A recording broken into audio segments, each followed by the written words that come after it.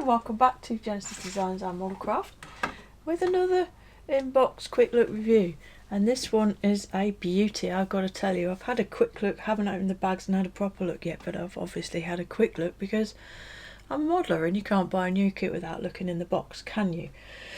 Yes, this is the Academy 48 scale A-10.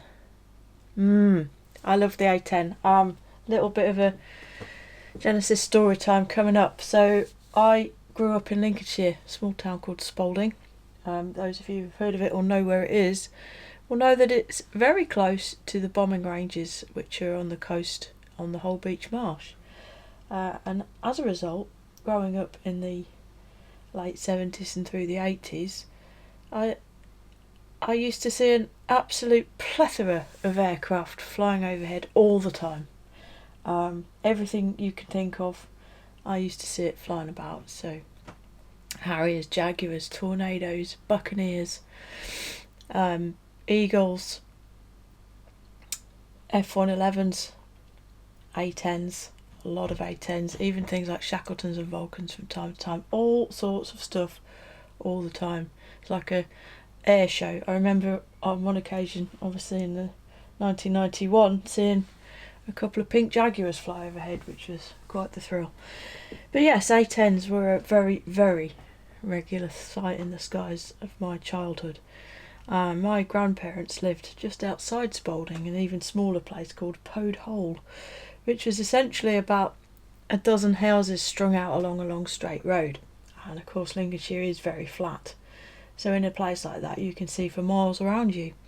And I was out in their garden playing, and I'd have been probably 12, 13 years old, and saw these two A-10s come in, because they always travel in pairs at least, and often in fours, coming across the fields towards the house at low level as per, when all of a sudden the lead aircraft popped up, rolled over on its back, dived down again, and then rolled back upright, closely followed by the second. And this was obviously the pop manoeuvre. They were pretending to launch bombs at our row of houses, I think, which is a little bit rude. But then they proceeded across the garden at maybe 300 to 500 feet altitude. Absolutely brilliant, and has cemented an enduring affection for the type, which has resulted in precisely no finished models, as is so often the case with me.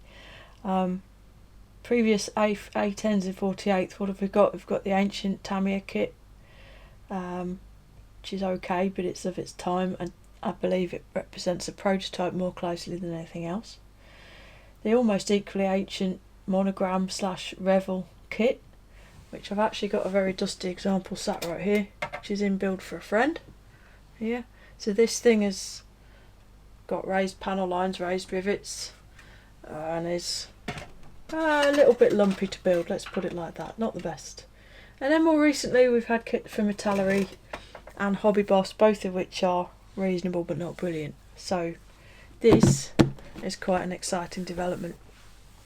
And not only is it exciting, it's very blooming reasonably priced as well. So I went on Hannets for something completely unrelated, parts for my big Spitfire project I think, and saw this there, $39.99. 40 English pounds for this, and it's a really, really sensibly sized box as well. So my little video display mat is only A3, 2x A4 size, and this fits on it, and it's not very deep. It's really nice, actually. I don't know why it's nice, but like the FX 124 Spitfire, the diminutive packaging is actually appreciated, because boxes are just getting bigger and bigger, and there's just loads of wasted space all the time. There's no need. So yeah, $39.99. I thought, saw the price and thought, surely not. The FX Hunter is more than that, for goodness sake. So I bought one because I love the A-10 and because that's a silly price. So history lesson done. Let's have a look, see what you get in the box. Actually, scratch that. There's another good A-10 story I can tell you from my youth. So picture the scene. A young Genesis with a motorcycle. A dangerous combination. It's my first full licensed motorcycle. It was a Suzuki 2-stroke 250. an RGV if anybody's interested or knows about these things. And I decided to go down the bombing range and see what was going on. Didn't know how to get there, so I just winged it. Ended up riding the brand new Suzuki 250 across a ploughed field, as you do when you're 17. And eventually got to the earthen bank, which has a sort of a control tower thing on it. And there was a lot of noise and the flags were red, so I thought, okay, something's happening. Crawled up this bank, left the Suzuki in the field, crawled up this bank. And this RAF man came running. What are you doing? What are you doing? Where have you come from? Because that wasn't the approved approach direction, of course. And I explained that I'd got lost and I came across the field and I just wanted to see what was going on. And what was going on was the A-10s were doing their runs. So the nice RAF man suggested that I stay exactly where I was, which was about 50 metres from the control tower on the grass bank, and watch there and don't move until it's finished, and then sling my hook, as it were. So that's what I did. So I'm very, very privileged to have actually seen A-10s firing their guns with my own eyes, and I can assure you it was a very impressive sight and sound. Enough of my story time, let's have a look what we get in this remarkably well priced kit.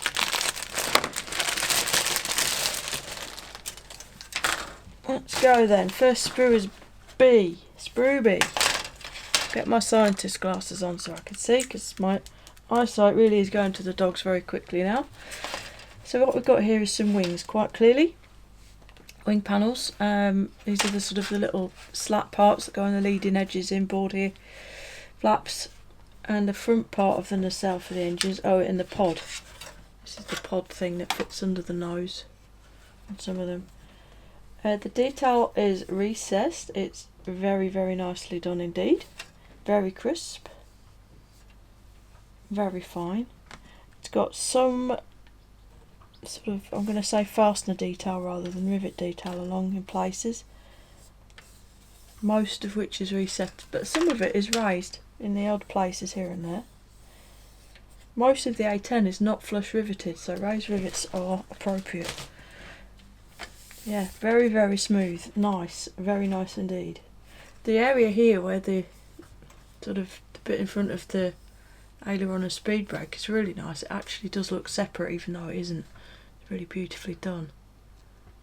You see that detail there. And we've not lost too much moulding authority, as I'll call it, over these wingtips where they go over either. Beautifully done. As is the detail in that wheel bay there. But I'll tell you what, I'll bring my light back into bear a little bit more. I turned it away so the box wasn't shining too much. A touch easier to see, but that is a very, very nice start, I think you'll agree. Very conventional but very nicely done. The second sprue out of that bag was sprue C. Running along the same lines, obviously you've got the tailplane and rudder, fin and rudder parts there, a few inserts, wing root fairings and the undercarriage wheel well fairings, along with those split aileron speed brakes, which it looks to me like they're probably supplying two sets so you can go open or closed. We'll see when we look at the instructions. Just a little spine part goes behind the canopy. Some fabulous detail on there, really nicely done. All of this is just, it's beautiful. You've got raised rivets along here, raised fasteners, and again moulding of these elevators, they sort of, it curls in and it does look really, really nicely done. It looks separate even though it isn't.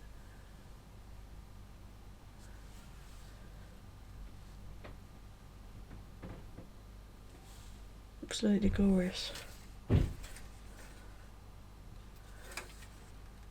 These wheel well parts have minimal internal detail, but I think you can't really see into them all that well once it's put together. And of course you've got the various flares, flare attachment points there.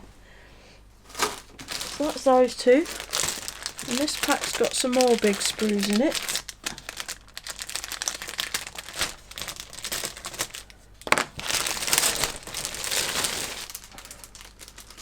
And one larger one and one smaller one. So this is sprue A.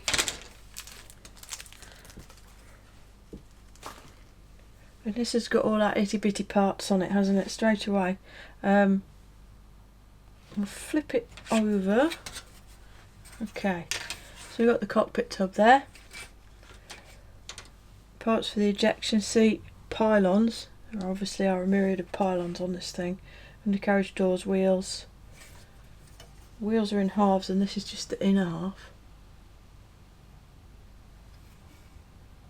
It's got radial tread but it's quite faintly moulded. This is part of the nose wheel bay here. And then the shelf for the engine pods goes atop the rear fuselage, and we'll come back to that in a while. And then the harbs for the nose itself, and obviously we've got an open panel here. This is where the boarding ladder comes out, so I assume we can have a deployed boarding ladder. And there's lots of lovely, really beautifully done hatch detail with hinges and even mesh detail moulded in here. Really very, very nicely done. So nose leg, yeah, a lot of parts for the seat, the combing, a quick squiz at the cockpit tub there. It's extremely competent. A lot of switch and sort of knob detail, it's all quite easy to make out. Got raised rivets again on the aft part of it. Scissor links, main undercarriage legs, it's all here. Got a lot of raised detail on the pylons as well, so I'll bring these up a bit closer for you. So check out the raised detail on there. It's really good, isn't it? But then it gets worse. Look, from underneath.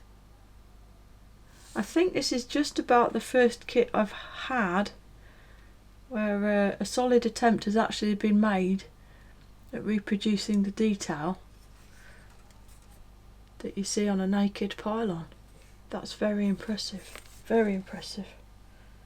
And the only internal detail on those nose halves is that quilting for the padding. Lovely. Okay, and the smaller one, sprue F, it's part of your weapons loads. You've got this massive fuel tank.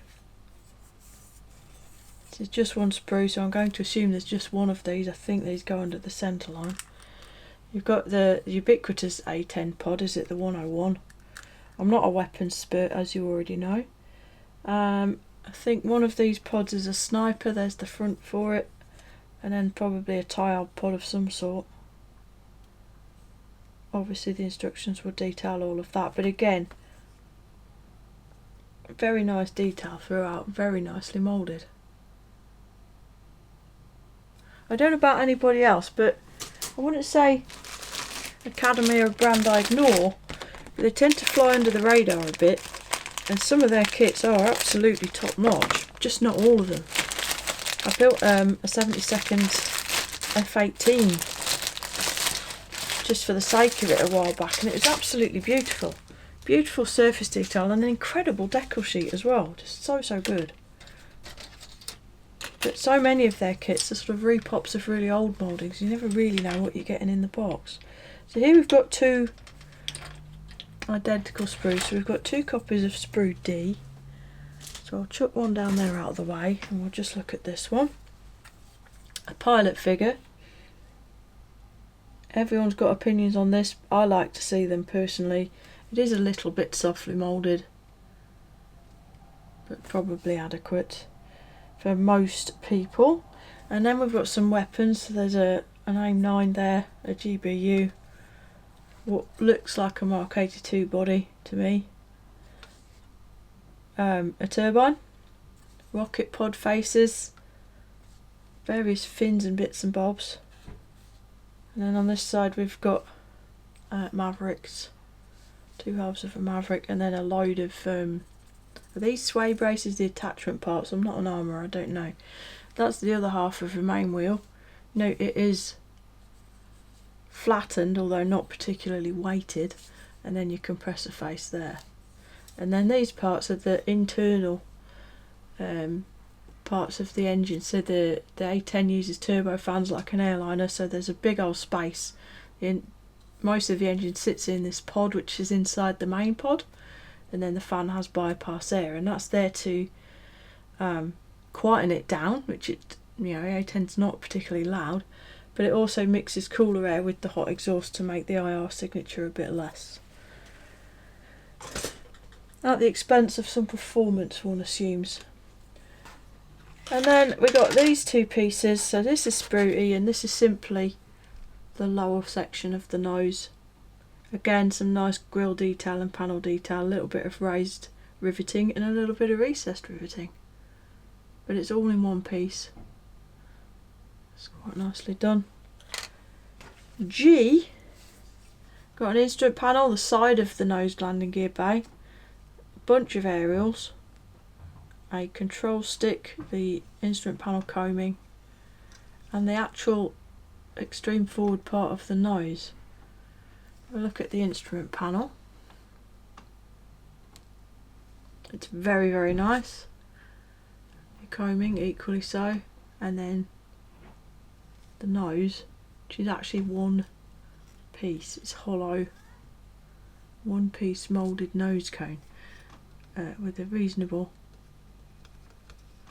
mould seam down the middle of it, but it should be relatively easy to clean up, and it will leave a slight gap in the rivets if you can. I don't know if that's going to pick up, but you can see there's a slight gap in the moulded rivet line already, which is because of the limitations of producing a rivet at that angle in the mould, but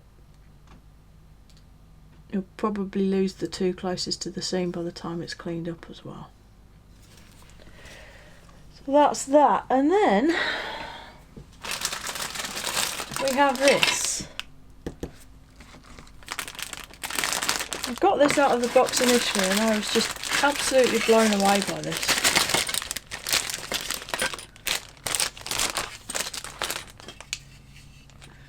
This is the entire rear half of the fuselage moulded in one piece.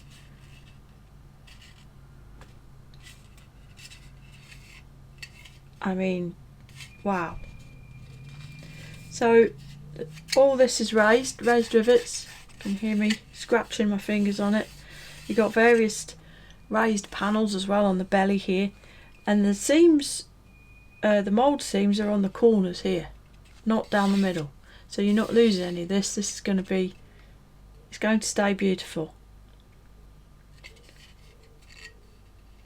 The other mould seam is on the top in the middle, as you might expect. I'll just bring that up closer so that you can see it.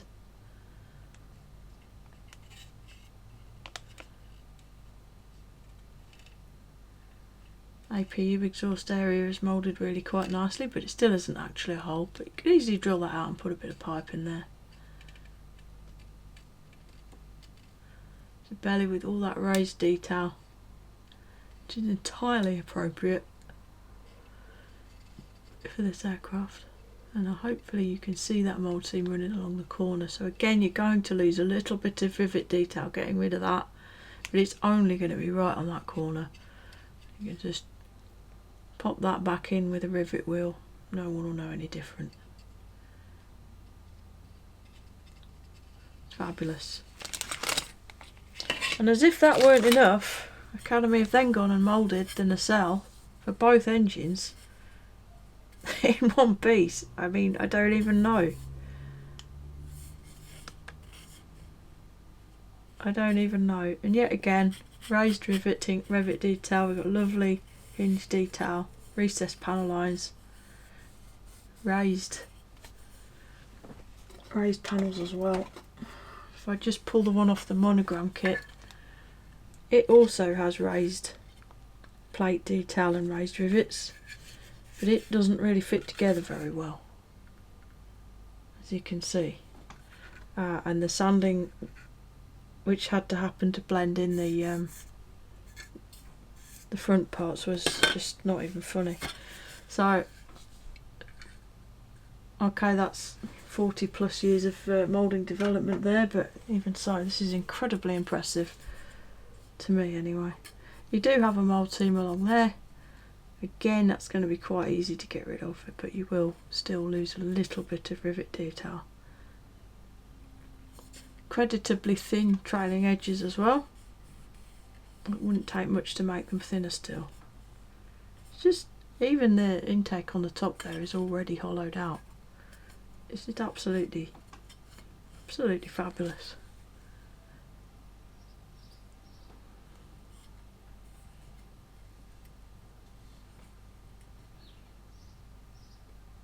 Really, really stunning stuff from Academy, this. Alright, now, lastly, not leastly, I'm starting to think that piece I called the nose isn't the nose on that other sprue. Where is it?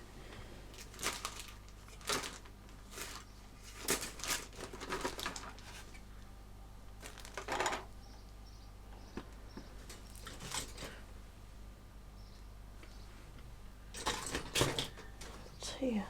Oh, it's the tail. This wasn't the nose, it's the tail. I'm an idiot. I apologise. I thought it looked a bit weird because there wasn't anywhere for the cannon. That's the tail. Tail cone. This is the nose cone here.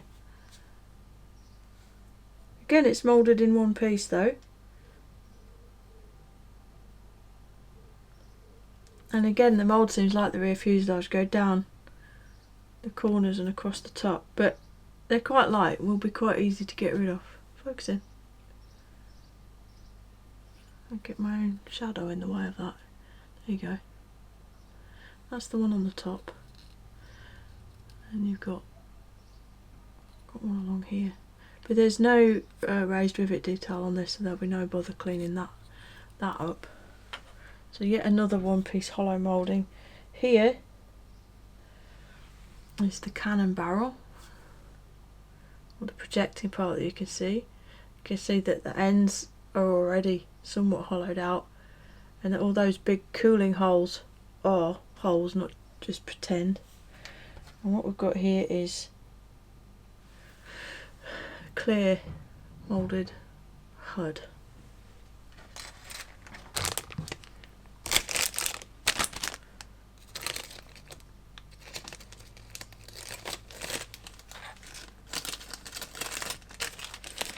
Okay, get those out of the way, and the last plastic parts are the canopies, transparencies.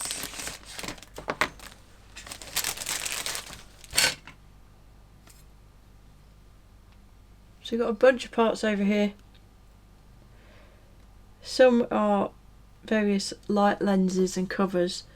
I think these are for the Mavericks. That's clearly for the sniper pod, and this will be for the tiled pod here. So you've got bits for your weaponry, and then the actual main canopy parts. There is a mould seam in the centre of this. As we should know by now, that is basically inevitable.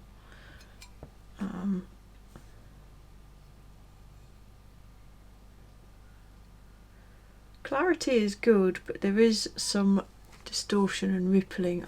I'm really not sure if that's going to come through in the footage, but I can see it with my eyes. They are super nice though. Very, very clean. Alright, I'll chuck this lot back in its bags, and I'll be back to you with the instructions and decals presently. Alright, back with the paperwork. So, as ever with Academy, you get a few little pamphlets. There's a little hazards and warning certificate. You can promptly ignore that. Some handy tips for beginners on how to operate nippers and tweezers.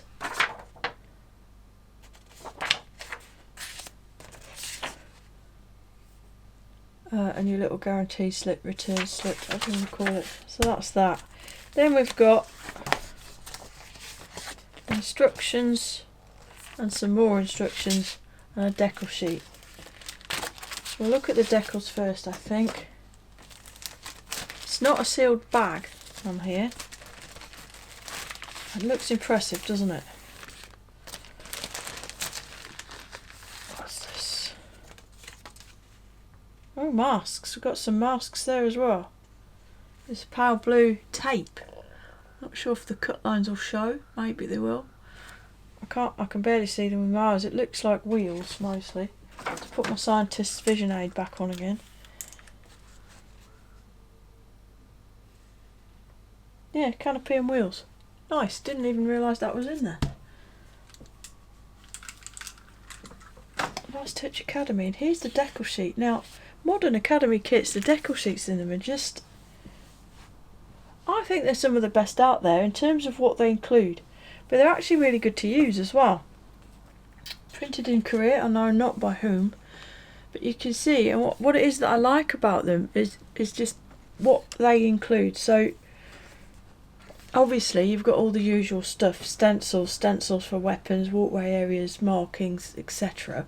But you also get, here, for the flares, chaff and flares, you get decals to represent them. You get decals for grids and grills. You get really comprehensive decals for the interior, for all the panels. Obviously, not everybody wants to use decals for the interior, but they're there. They're just lovely, and they're really effective in use. As I say, the F-18 I made, I absolutely loved the decal sheet. It was one of the highlights. There's even a panel decal. They are reasonably thin. They've got a nicely tapered carrier film, which, as you know by now, I'm a fan of. There's decals there for all the weapons. A sensible amount of stencils. Still quite a lot. I don't like stencils. And you've got decals for the tops of the fins. Can only hope they'd be able to conform enough to be suitably usable, but you could use the flat parts of them and touch them in anyway. Lovely, lovely sheet, and as I say, from my experience in use, they do work. They are glossy, as you can see, but you can see that nicely tapered carrier film, which helps you blend the decal into the surface nicely. Lovely sheet. And masks. Remember the price, $39.99. In fact, I went on a Model Club Exped yesterday with a couple of the guys from the Model Club, and we went to the Scale Model Shed down in Ilchester. And in that shop, it was £35. It's Revel money, for goodness sake. So, instructions then. Let's figure this out. We'll look at this one first. It's just paper, and it's the fold-up kind. Paints are called out in all sorts. We've got AK, Vallejo Model Colour and Model Air, Revel Enamel and Acrylic, Testor / Model Master Enamel and Acrylic, Life Colour, Mr Colour, Hobby Colour and Humbrol Enamel and Acrylic. So that's pretty comprehensive, to the point you could probably use it as a conversion table for these colours anyway. And then it's one of them you have to fold out and figure out what order to do things in. Just standard old school instruction leaflet. As most A-10 kits, you do start off with that nose area, working on the nose wheel bay and the cockpit itself, the seat. Not studied it closely. I don't know if you have to add the nose leg at this early stage. From the diagram it looks like you probably don't have to.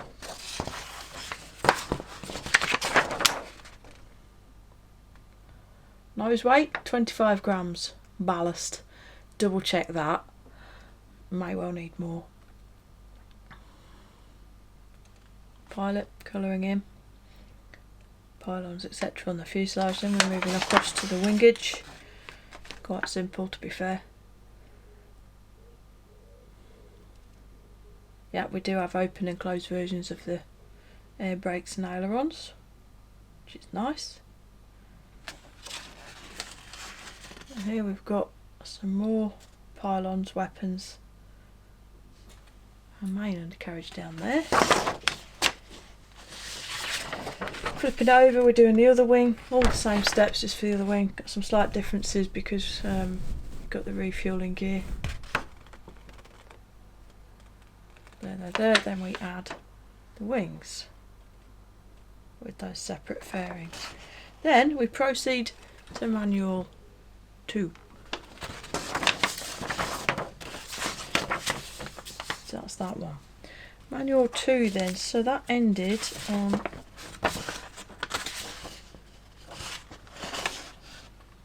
this is why I don't like fold up constructions, and pain in the arse. Ended on step 12 there, and then we're starting on step 13, and straight away you can see that this manual is in colour, but that's because the colour schemes are in here as well. This is just putting the tail planes and everything together, put that nose cone on and the little aerial thing.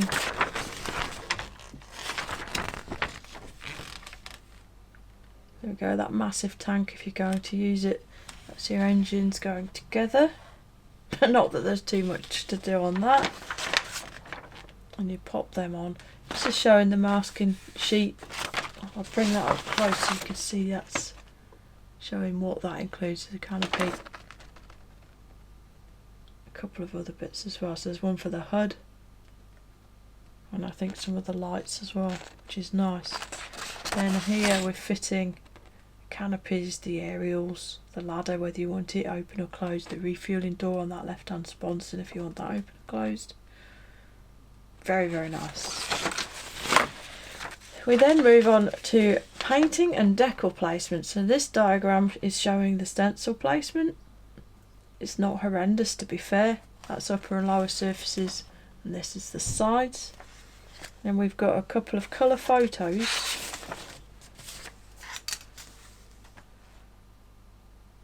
of landing gears to show where we need to put decals there, and then a sort of a general arrangement of colours. So then on the back of this set we've got our actual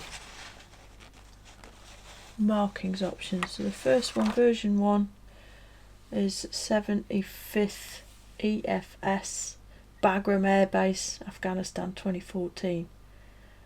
That is 100% the one I'll be doing because I was in Afghanistan in 2014. Not at Bagram, but I was there. Second one is 75th again, but this time 23rd Fighter Group, doesn't say where. This one's got a slightly more colourful fin cap, so I'm going to bring this up slightly closer for you. So that's your first one, it's got teeth. Second one, also with teeth but slightly more colourful fin caps. Then we got version 3, 75th. These are all 75th actually. Oh no, this one isn't. But that is what it says on the box, to be fair. 75th Fighter Squadron Flying Tigers.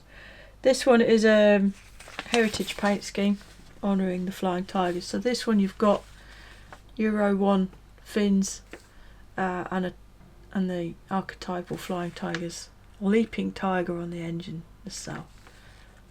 That's from 2017. And finally, an A-10 of the 25th Fighter Squadron Assam Dragons from Osan Air Base, South Korea. And this is quite nice as well. It's got quite nice tail art on it. But they're all the same scheme, the same overall scheme, obviously. Two-tone grey. Definitely going for that one though. And your sprue diagram is on the back of this.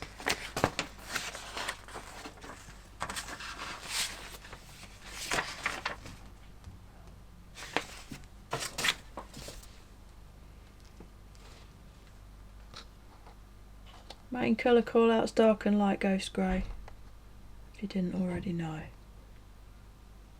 So that's FS 36320 and FS 36375. And there you go, that's the package. I don't know about anybody else, but I think that's absolutely phenomenal value for money. Absolutely beautifully moulded model of one of, if not the coolest aeroplane ever. And it's only opinion, obviously, but this thing, for me, this and the AC-130 are the coolest aircraft ever made, and they'll fight each other for that title forever. I think I can't really decide which one is more cool. I know most people like to say things like Concorde and Lightning and Hunter and Spitfire, but they're beautiful, but these are cool. But anyway, there you go. So that's a little bit of Genesis story time, a little bit of a quick look review of the Academy A-10C from the 75th Fighter Squadron Flying Tigers. Massive bargain, this kit. I'm pretty sure I'm going to have to end up buying at least one more, even though I do have an artillery kit with 3 kilos of aftermarket in the stash, but I can always stick that on eBay. Yeah, just fantastic value for money in today's market with all the talk we've had about prices of late. This just stands out to me as being an absolute steal for a kit this size, of this complexity, this nicely done. It is accurate as well, which is a first for the A-10. And from what I've seen, not too bad of a build. Drew Manton has built one, Mike Williams have built one, and neither of them have made any mention of any issues, so I don't expect there really are any. So yeah, thoroughly recommended for me. I can't recommend it enough. In fact, most good model shops will have these. Hannants are selling it for £40. The Scale Model Shed is selling it for £35, and I think he does do online stuff, so give him a shout if you fancy it. So yeah, an absolute steal. I'm really pleased I saw it. I'm really pleased I picked it up. I hope I might get to build it sometime. If you enjoy this content and the channel in general, and you want to support directly to help me keep affording these kits that I don't have time to build, you can do that on Buy Me a Coffee, which the link will be down below. It's not mandatory, you don't feel that you have to, but if you want to, you can. And with that said, it only remains for me to say, look after yourselves, look after each other, and Genesis out.